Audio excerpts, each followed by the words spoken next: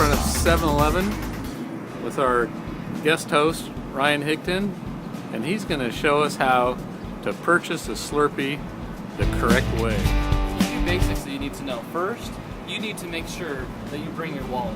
A couple things. One, I don't know what they do in Norway, but they're verifying your ID with the Slurpee. Second thing is you got to have money. If you don't have money, there's been a few times where people come in and try to steal the Slurpees. They don't have their wallet, and according to the sign right over here, there's actually a life sentence if you try to steal a Slurpee. Now we know in Norway, if you kill 50 people, you only get 22 years in prison.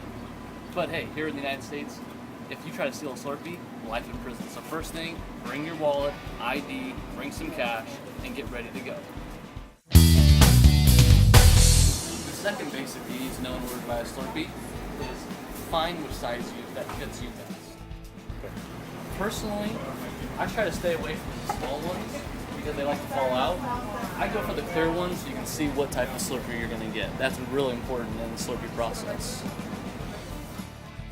Another thing you want to do is you want to check to make sure that the ice and the syrup level is correct. If you see something that's too watery over here, you see the red button right there, red light on, you stay away from those.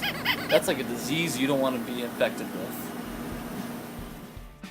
Oh, I forgot to add, and this could be point 1, 2, 3, or 4. If you see something that's not working with the machines, ask an attendant. I'm sure they will help. At least here in the United States they do. They'll come and open it and make sure that everything's working out good.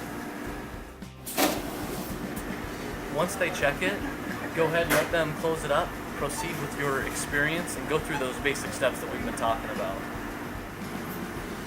Once you've made the selection, go ahead and then peruse the different options that you have.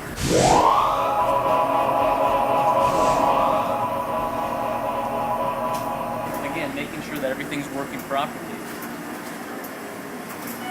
And if you don't know what to get, do a little what I do. It's called a suicide. Just get a bunch of little ones and see which one you like best.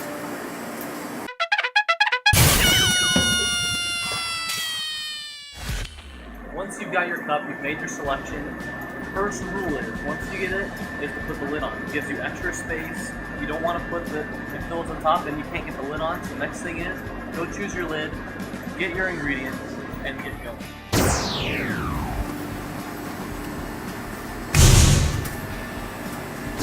The next step to your wonderful Slurpee experience is to make sure you prime the tank.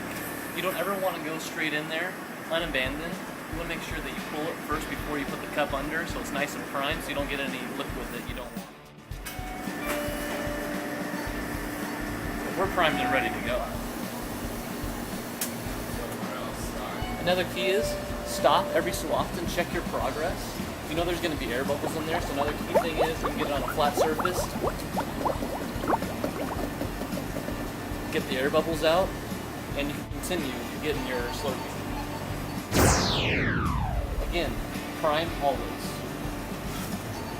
Watch out so it doesn't splatter on you. Don't come here with a white t-shirt.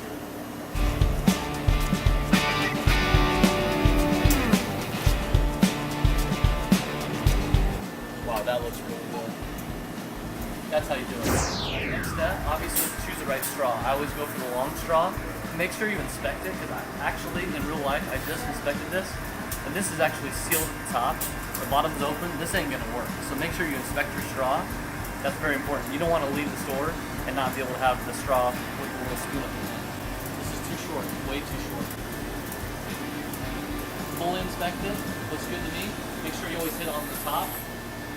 Punch it right through, pull it out, pop it in. And by the way, if the attendant's not looking, experts always take swigs before and go back and refill it before you pay.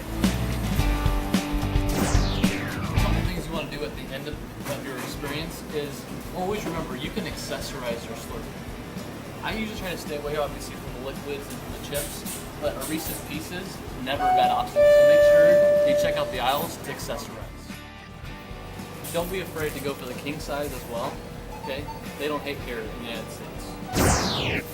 Again, here are your accessories. Don't forget, if you're ready, grab away and go to bed.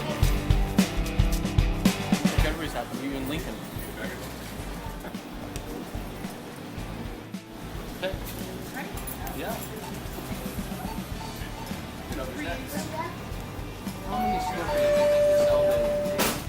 summer, just during the summer.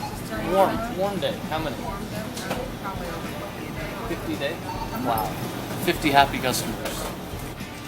Thank you. Thanks so much. Have a good day. Bye-bye.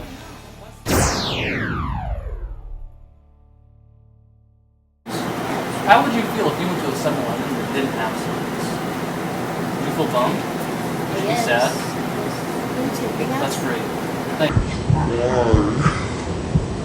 Why are you taping us? I've been to 7-Elevens, but no Slurpees. How would you feel? That's what the Slurpee machine had. Would you not be sad? Would not ruin your day? Yeah, pretty much. See what happens when you don't have Slurpees? It ruins your day. Hey cuz, I hope you had a good time with us. Just remember, like, step by step, we went through a lot of different steps today. Make sure that you remember the basics, enjoy yourself, and by all means, every day is a Slurpee day. Have fun. Even that one too. That's right.